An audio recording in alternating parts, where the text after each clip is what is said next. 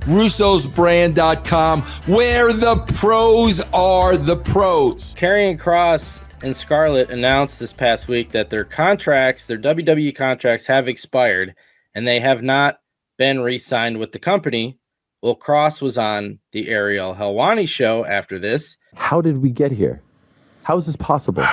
Well, I mean, truth of the matter is, you've already stated, my contract was up last week. I never actually received a contract, like an offer, until last week. So, do you remember what day? So your contract expired August 10th, which I do believe was Sunday. Yeah. I think it was Tuesday off the top of my head. Okay. I got the offer. I wanted to know how they came to the valuation of that offer. Just wanted, some information, some metrics, some analytics that's supporting to, hey, this is how we got here. When I inquired about that, they were unwilling to provide that information and told me I had 24 hours to agree to the offer or they were rescinding it. So, the next day we talk. I ask if they have the information. They don't. And I said, I can't make an informed decision without the information. And I'd like to keep the dialogue open. And they rescinded the offer. And that's actually where we're at. Wow. So, and it's not meant, this isn't like, I know how a lot of people feel when they make an exit, right? I can empathize with everybody's experience. Every experience exiting the company is different, right? This isn't like to disparage WWE, but because there's so many convoluted stories out there going on, it actually even to some degree can affect our livelihood of what we're supposed to be doing afterwards. People don't want to reach out because they're not sure if they're tampering and stuff like that. The goal has always been to be with WWE. My wife and I still want to be with WWE. I'm still at I'm at the table for conversations. I did not step out of the conversation.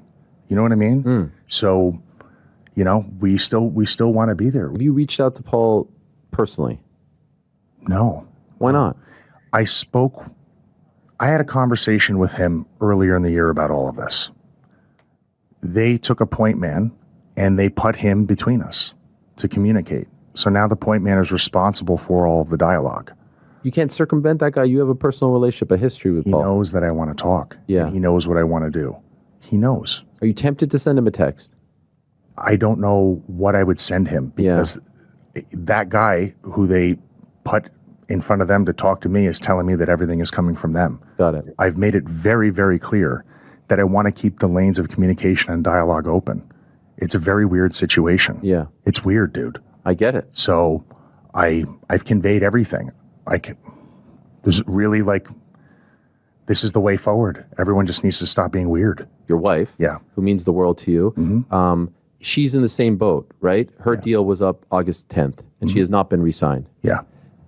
When they made that offer, was it for the two of you? Nothing. She had nothing. There was no offer to her. Nothing? No. I was told at one point, because I did inquire, of course. Yeah. After we deal with you, we'll deal with her. Do you think that they were going to get to her? Once they were probably hoping you'd say yes, do you think they were going to get to her? Or do you think there was a chance that she was not going to be brought back regardless? I don't know. Wow. But I don't see why we just could not have done things the way we did them before, where we do the deals together. So that's how it's always been. It was like that the last time. Okay. In NXT, she was signed first, maybe at the end of 2019, and I came in 2020. I've seen this stuff lately. One of the takeaways, the first and initial takeaway that I get is that we've opened the business so far up to the point where now I really feel like Karrion Cross is doing these interviews to make sure everyone understands it's not a work. He's actually his relationship with WWE is gone, and he's a free agent now. Unlike other people who get a release and then there's a 30, 60, 90-day period where they can't be approached because of potential contract tampering. This guy, was his contract's over, and that's it, done. He's on the market right now, but yet he can't pursue other options because other options aren't going to pursue him for fear that they think this is all a work and that he's secretly still with the company.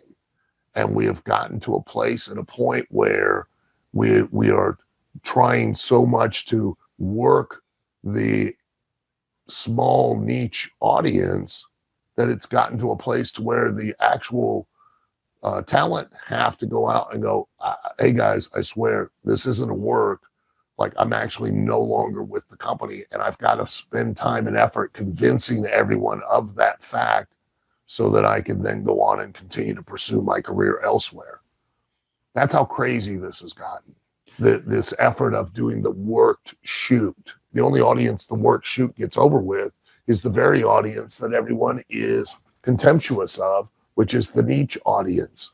Everyone's contemptuous of them until that niche audience praises them, pats them on the back, and then they're like, oh yeah, look, I'm really good. And then the second that they're critical and they subject anyone within the business of any kind of examination, then it's, oh, they don't know what they're talking about, and we're no longer going to cater to them. Yeah, you are, and you still are, to the point where now people within the business have to go out in a public forum and go, hey, just so you're aware, this isn't BS. Like, I genuinely am no longer with the company.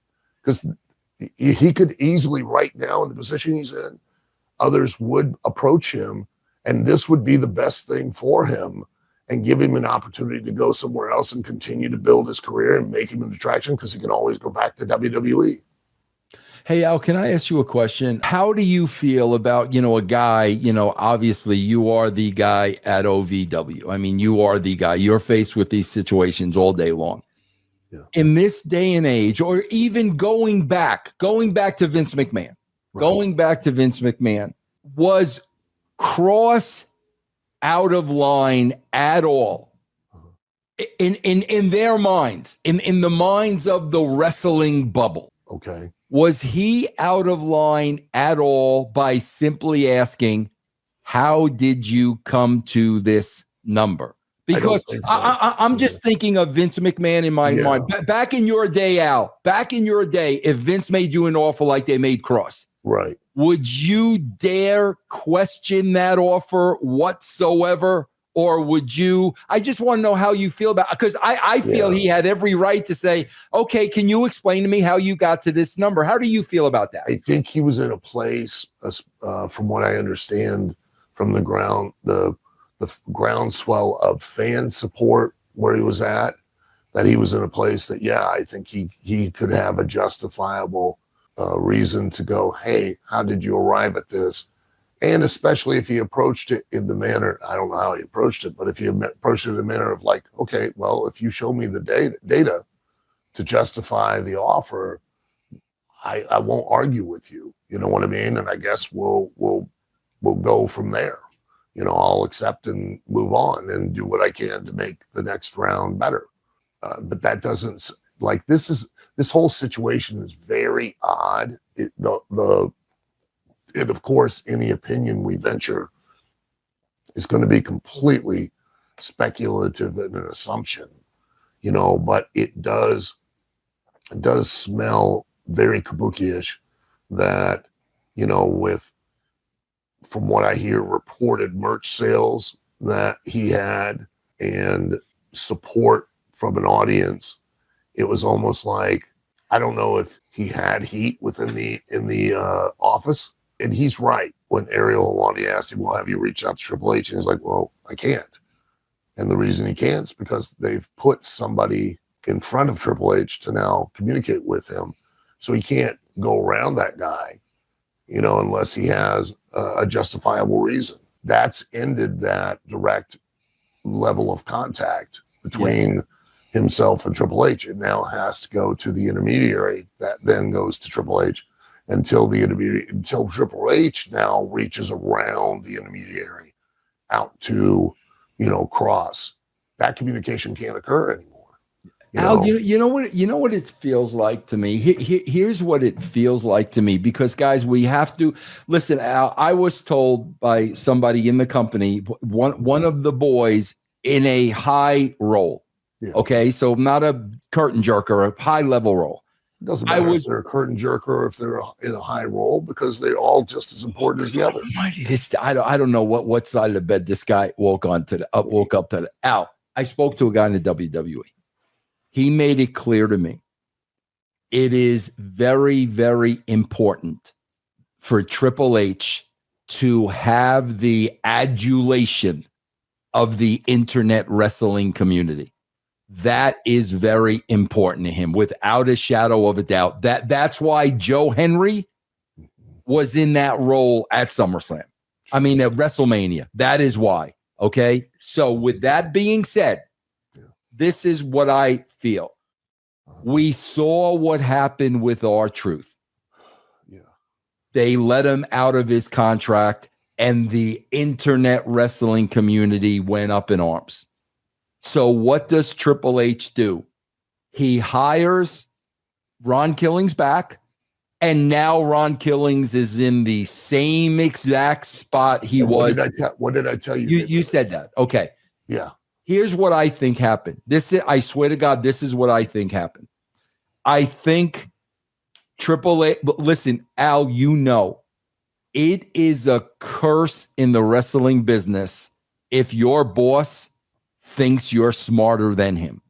It is a curse. And Karrion Cross is a very intelligent guy.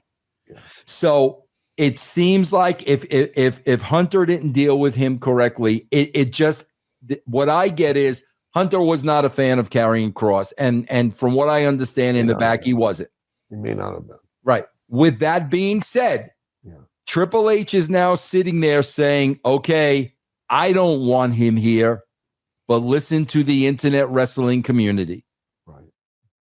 Do I want to repeat what happened with R-Truth? So he doesn't want him there, but he knows his beloved internet wrestling community does want him. So it appears to me like, okay, so here's what we're going to do. I'm going to give him a lowball offer so I can say I made him an offer.